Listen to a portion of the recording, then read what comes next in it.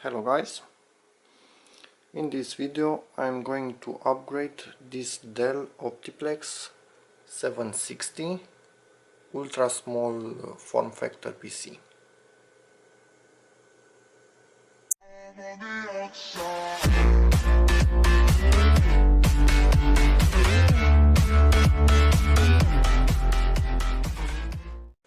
At this point, this is the configuration that I got it with: 2 GB of RAM and the Pentium dual core CPU E2200 at 2.2 GHz, and the hard drive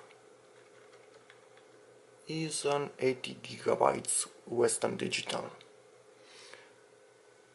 These are the components that I'm going to use: 2 GB of Kingston RAM. Where does it write? Somewhere.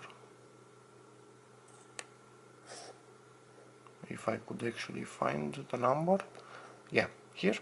It's a 320 GB hard drive, and the CPU for the upgrade, it's an E7300 2.66 GHz CPU. So yeah, this is just some thermal paste. It's pretty cheap, but from my experience it's very good, and it's really stable in time. It does not dry easily. So yeah, I'm using it, although most people like to use brand names. I really had impressive results with this. So yeah, cheap Chinese stuff, sometimes it works, weirdly enough. So yeah, what can I say? I will just shut this down. Let me exit the BIOS.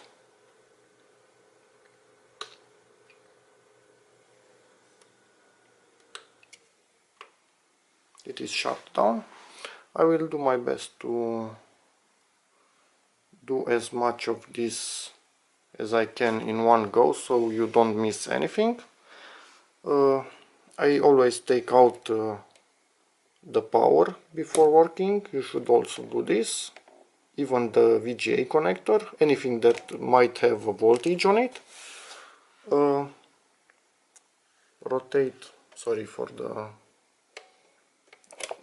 the quality of the picture, I don't have good enough light here. Rotate that black lever, take this out, take this air guide, plastic one.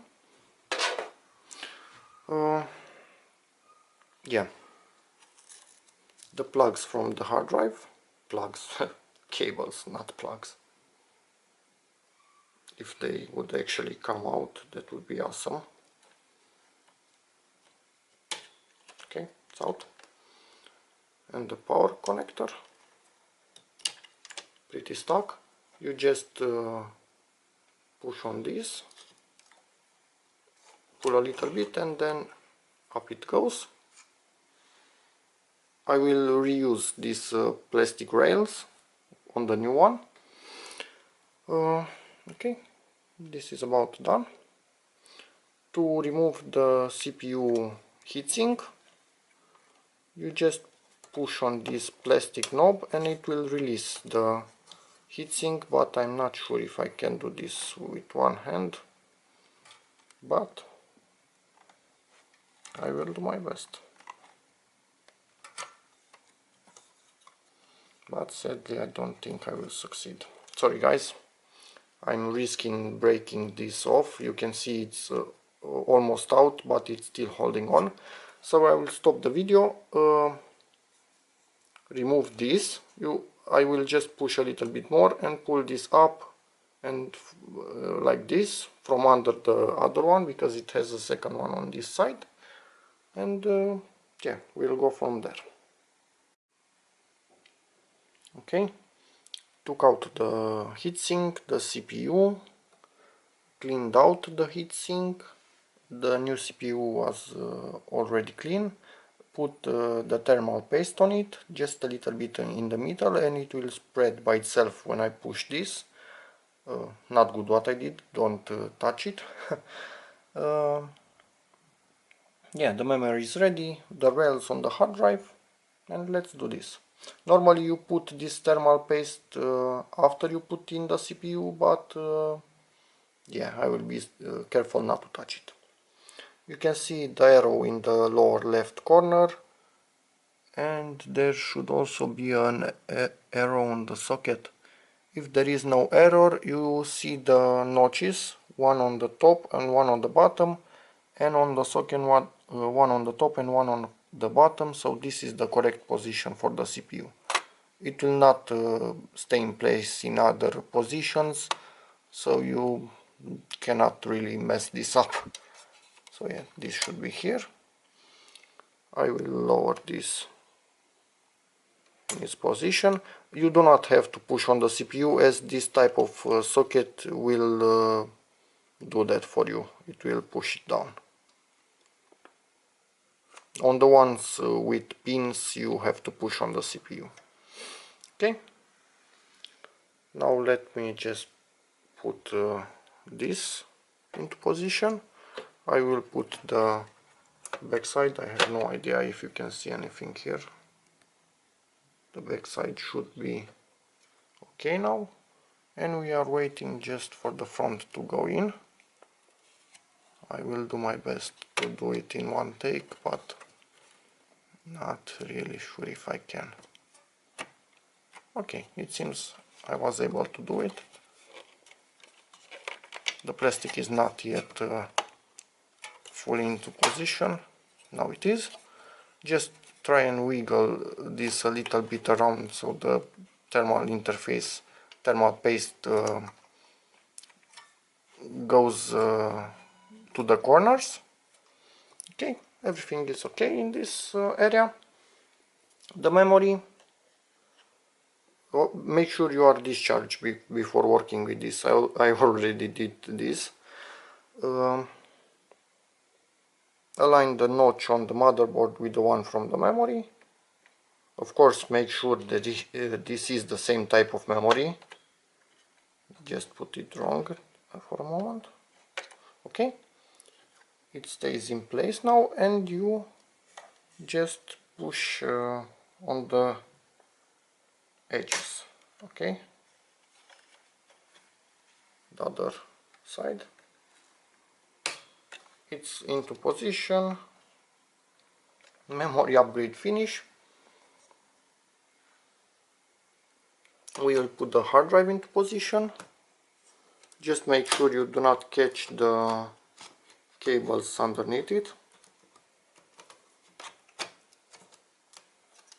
If this would actually want to go in its place, that would be awesome. It has a metal thing in this end, and that one doesn't want to go in its position. And I think I actually managed to do what I was telling you to avoid, sorry. I put it on this. So take this and put it underneath the cage, so you don't have that issue anymore. Now you just push on it, locked in place, and put the cables back in.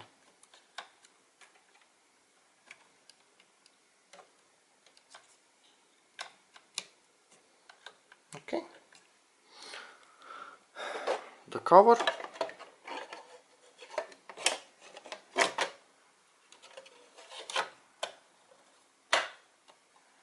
Everything is in position.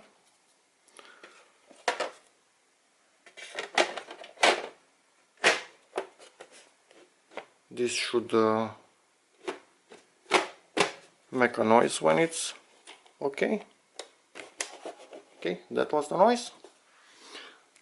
And yeah, why wouldn't it fall apart in my hand? Come on, get back in.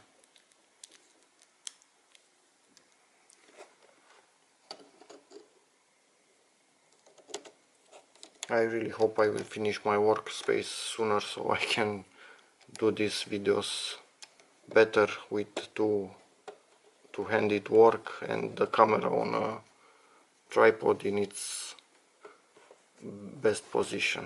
So yeah, now we will see if it starts up. Let me just raise it on its, actually not feet, it doesn't have feet in this position, but I like it more like this. And let's see if we have liftoff. Actually, it would have been better if I pressed F2 to enter the BIOS. I just reset it.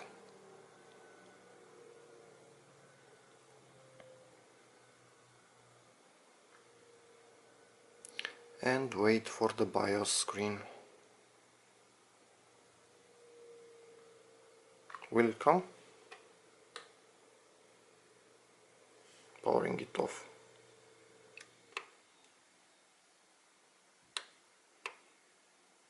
Come on.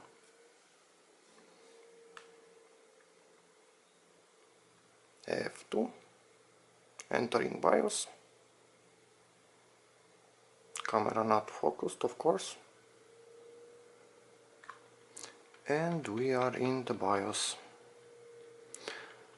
So system board, 4 GB of RAM, the CPU detected properly.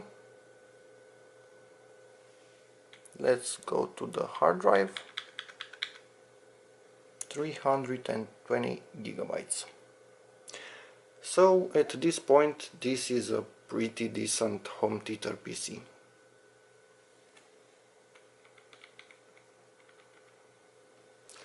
If you have any questions, feel free to ask me in the comments. If you found the video helpful, give it a like, subscribe, and see you in the next one. Thanks for watching, bye.